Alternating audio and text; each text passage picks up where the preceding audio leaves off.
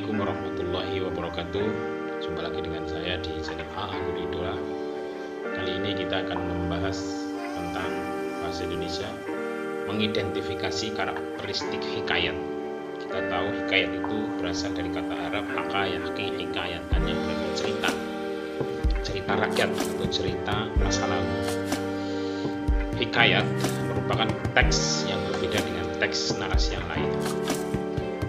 Karena hikayat ini punya 5 karakteristik, ya, 5 ciri-ciri hikayat. Yang pertama,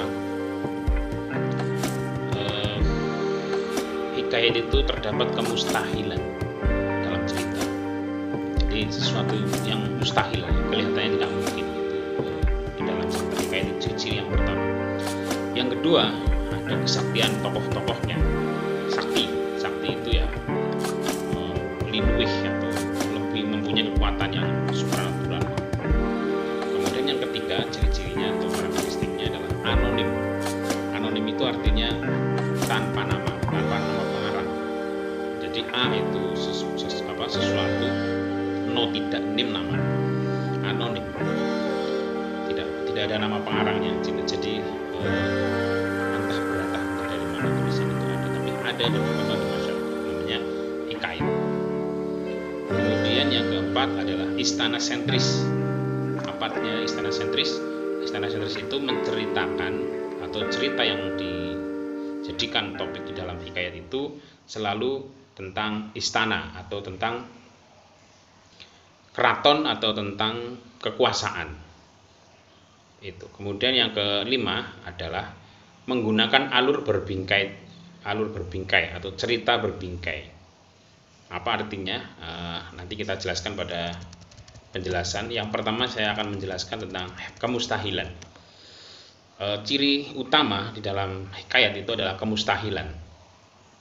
Apa artinya mustahil? Ya, mustahil itu bisa dilihat dari sisi teksnya, dari sisi bahasa, dan dari sisi cerita. Kemustahilan itu artinya tidak logis atau tidak masuk di nalar atau tidak bisa dinalar. Contoh pada yang kemarin sudah kita baca, yang sudah kemarin kita pelajari pada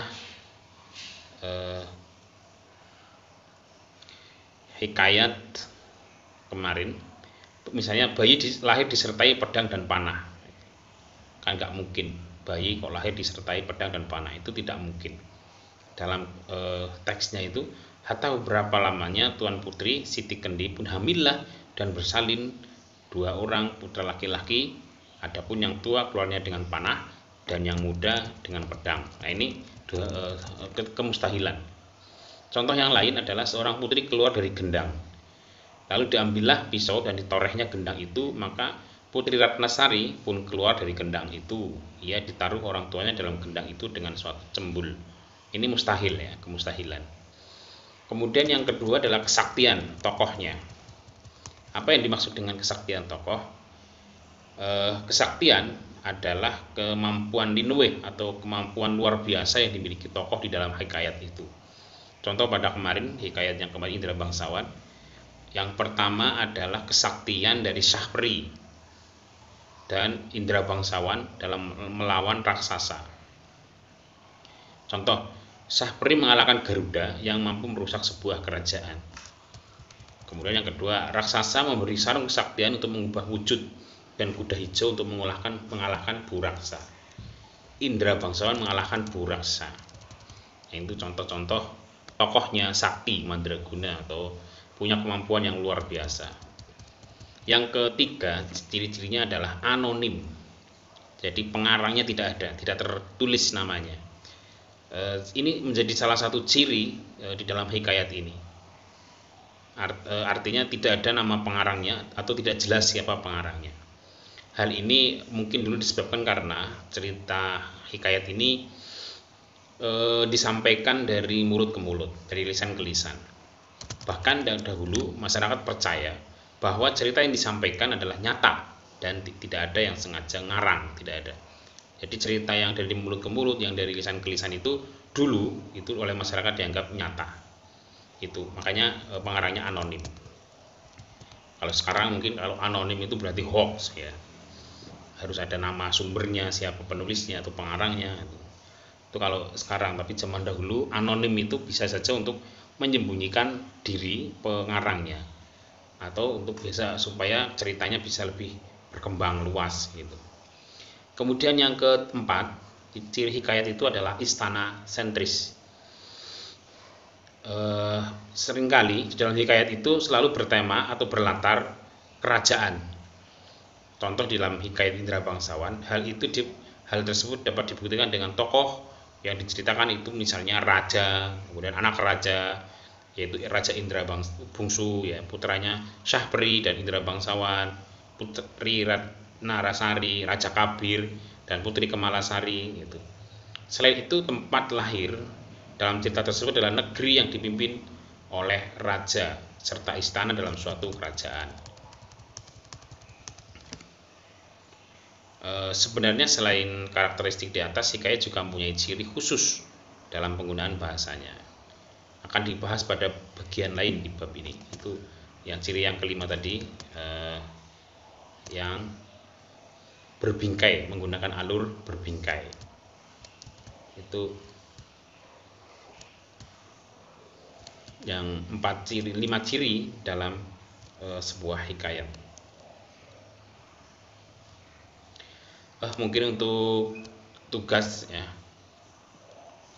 untuk tugasnya seperti biasa silahkan dibaca hikayat Bayan Budiman, atau kalau perlu saya bacakan nanti sebentar.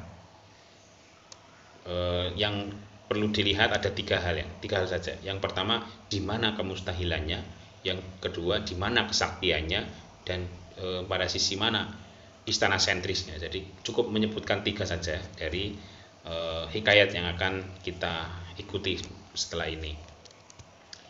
Saya akan mencoba menceritakan tentang hikayat Bayan Budiman. Sebermula ada saudagar di negara Ajam, Khojan Mubarok namanya. Terlalu amat kaya, akan tetapi ia tiada beranak. Tak seberapa lama setelah ia berdoa kepada Tuhan, maka saudagar Mubarok pun beranaklah. Istrinya seorang anak laki-laki yang diberi nama Khojan Maimun. Setelah umurnya Khojan Maimun 5 tahun, maka diserahkan oleh bapaknya mengaji kepada banyak guru, sehingga sampai umur Khojan Maimun 15 tahun. Ia dipinangkan dengan anak saudagar yang kaya, amat elok parasnya, namanya Bibi Zainab. Hatta beberapa lamanya Khojan Maimun beristri itu, ia membeli seekor burung bayan jantan. Maka beberapa di antara itu ia juga membeli seekor tiung betina, lalu dibawanya ke rumah dan ditaruhnya hampir sangkaran bayan juga. Pada suatu hari, Khojan Maimun tertarik akan perniagaan di laut, lalu minta izinlah dia kepada istrinya.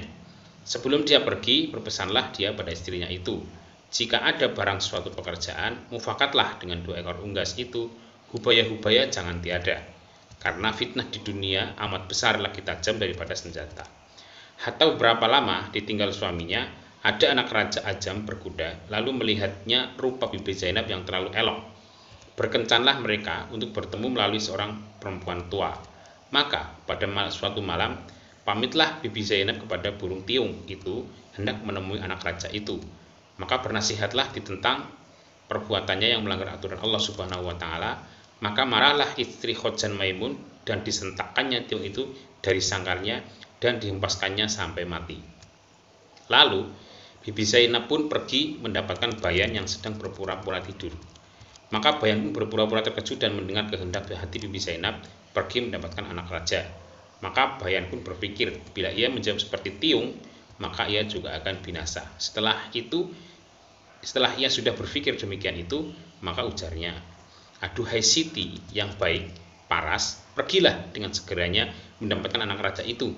Apapun hamba ini, haraplah Tuhan jikalau jahat sekalipun pekerjaan Tuhan. Insya Allah di atas kepala hambalah menanggungnya. Baiklah Tuhan sekarang pergi, karena sudah dinanti anak raja itu. Apatah dicari oleh segala manusia di dunia ini selain martabat, kesabaran, dan kekayaan. Adapun akan hamba Tuhan ini adalah seperti hikayat seekor unggas bayan yang dicabut bulunya oleh tuannya seorang istri saudagar." Maka berkeinginanlah istri Khojan Maimun untuk mendengarkan cerita tersebut. Maka Bayan pun berceritalah kepada Bibi Zainab dengan maksud agar ia dapat memperlalaikan perempuan itu. Hatta setiap malam Bibi Zainab yang selalu ingin mendapatkan anak raja itu, dan setiap berpamitan dengan Bayan, maka diberilah ia cerita-cerita hingga sampai 24 kisah dan 24 malam. Burung tersebut bercerita hingga akhirnya lah Bibi Zainab pun insaf terhadap perbuatannya dan menunggu suaminya Khojan Maimun pulang dari rantauannya. Burung Bayan tidak melarang, malah dia menyuruh Bibi Zainab meneruskan rancangannya itu. Tetapi dia berjaya menarik perhatian serta melalaikan Bibi Zainab dengan cerita-ceritanya. Bibi Zainab terpaksa menangguh dari satu malam ke satu malam pertemuannya dengan putra raja. Begitulah seterusnya sehingga Khojan Maimun pulang dari pelayarannya. Bayan yang bijak bukan saja dapat menyelamatkan nyawanya, tetapi juga dapat menyekat istri tuanya daripada menjadi istri yang curang. Dia juga dapat menjaga nama baik tuannya serta menyelamatkan rumah tangga tuannya. Antara cerita Bayan itu ialah mengenai seekor Bayan yang mempunyai 3 ekor anak yang masih kecil. Ibu Bayan itu menasihatkan anak-anaknya supaya jangan berkawin dengan anak terpelai yang tinggal berhampiran. Ibu Bayan telah bercerita kepada anak-anaknya tentang seekor anak kera yang bersahabat dengan seorang anak saudagar. Pada suatu hari, mereka berselisih paham. Anak saudagar mendapat luka di tangannya. Luka tersebut tidak sembuh, melainkan diobati dengan hati kera. Maka saudagar itu pun menangkap dan membunuh anak kera itu untuk mengobati anaknya. Nah, itu tadi adalah cerita tentang Bayan Budiman, burung Bayan Budiman yang di situ juga mengandung yang pertama kemustahilan, yang kedua adalah kesaktian, dan yang ketiga adalah istana sentris. Silahkan dianalisis ketiga hal ini, kemudian tulis saja di buku atau di kertas, kemudian upload di Classroom. Terima kasih, cukup sekian dari saya. Wallahul muwaffiq ila aqwamit thoriq. Wassalamualaikum warahmatullahi wabarakatuh.